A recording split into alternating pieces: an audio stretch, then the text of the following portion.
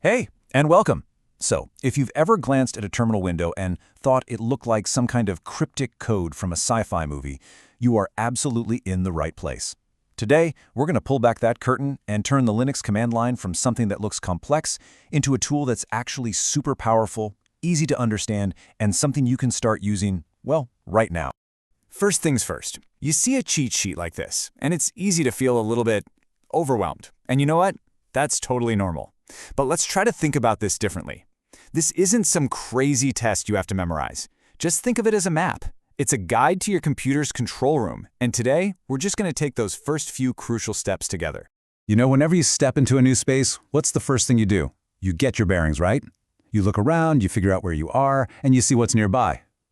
Well, the command line is exactly the same. So let's learn how to get around.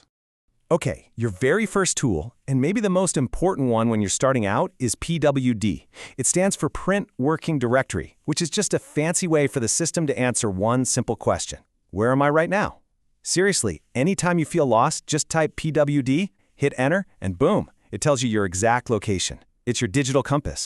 So you know where you are? The next question is, what's in here with you? For that, you use ls. You just type ls, and it lists out all the files and all the folders, or directories, right where you're standing. It's kind of like flipping on the lights in a dark room to see what's inside. All right, so you've used ls and you can see all the other rooms you can go into. But how do you actually walk through the door? Simple. You use the cd command, which just means change directory. You type cd, then the name of the folder you want to go to, and just like that, you're in a whole new space. And this is where it all clicks together into this really simple but powerful rhythm.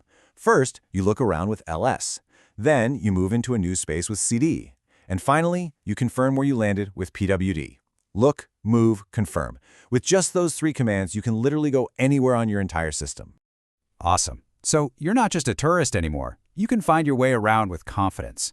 Now it's time to go from being a visitor to being a builder. Let's actually start creating things and making our mark. And the two basic building blocks for this are mkdir, which, you guessed it, makes a directory, and touch, which creates a brand new, totally empty file, so you could mkdir a folder for your new project, cd right into it, and then touch a file to start writing your notes. It's really that easy. Now, once you have some files, you're going to want to organize them. That's where cp for copy and mv for move come in handy. Use cp when you need a duplicate, like if you're making a backup. The original file stays exactly where it is.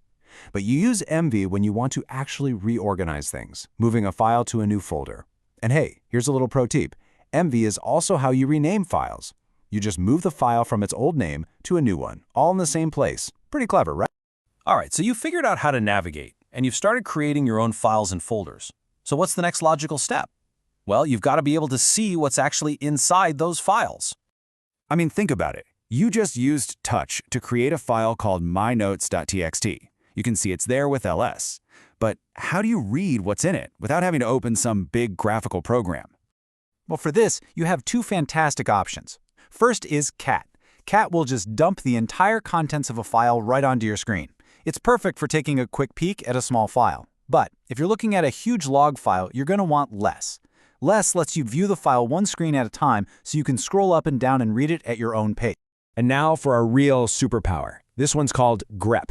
Imagine you've got a file with thousands and thousands of lines, and you just need to find every single line that has one specific word in it. That's exactly what grep does.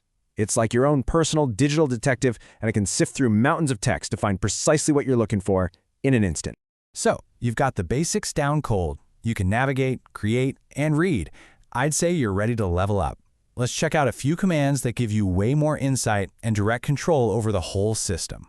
Ever sit there and wonder, what is my computer actually doing right now? Well, the top command is your window into its brain. It gives you this live, constantly updating list of every process that's running, how much memory it's eating up, how much CPU it's using. It's basically like popping the hood on a running car to see exactly how the engine is working.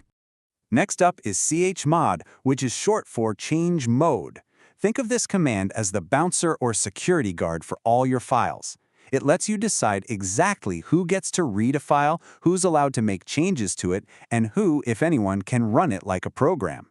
This is absolutely fundamental for security in Linux. And finally, the master key, sudo. It literally means superuser do. When you type sudo before any other command, you're basically telling the system, look, I know what I'm doing, and I need you to run this next command with the highest possible level of administrative power. It's incredibly powerful. It lets you install software, change critical system files. It's the key that unlocks every single door.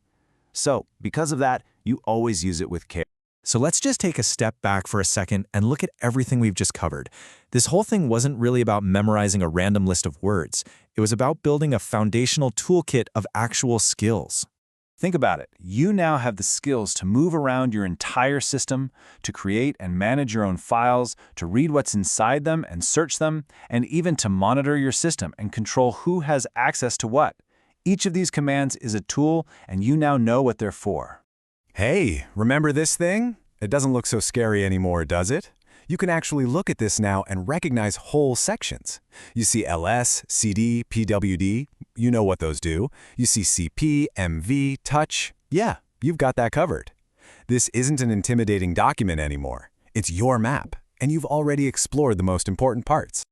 We've just handed you the fundamental keys to your computer's control room. You can navigate, you can create, you can command. So really, the only question left is, what are you gonna build first?